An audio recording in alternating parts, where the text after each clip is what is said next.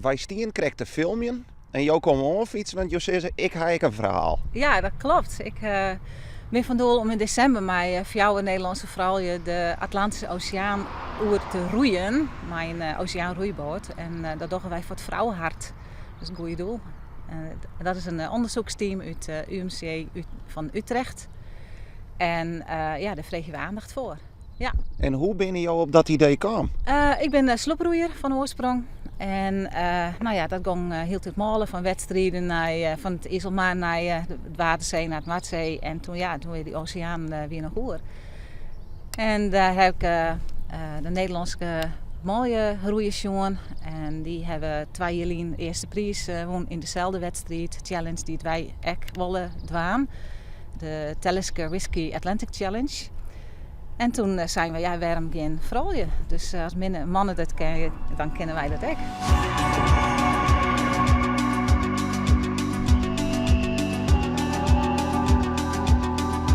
So this is what happens when the wind's too strong. En waarom wil je zoiets doen? Waarom ging je zo'n uitdaging aan?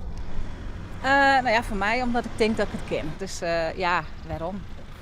Het goede doel en een mindset en het trainen, het hele plaatsje. Het is we zijn al oren hier in voorbereiding daarvan. En iedere keer een liet stapje gedaan.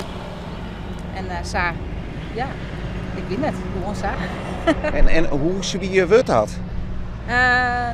Vreselijk zwier. Ja, het is niet alleen het fysieke, maar ook het mentale deel. Dus er komt in 24/7 roeien, 2 uren op, 2 uren in de rest.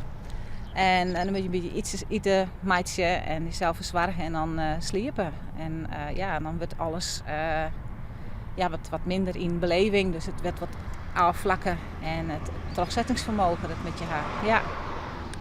Ja, je komt alle vriendelijke dingen van jezelf, dat keert fut. En dan kom je tot de eigen kern van wat je werkelijk binnen. Ja. En hoe lang gaat deze tocht doorheen? Wij denken tussen de 40 en de 60 dagen.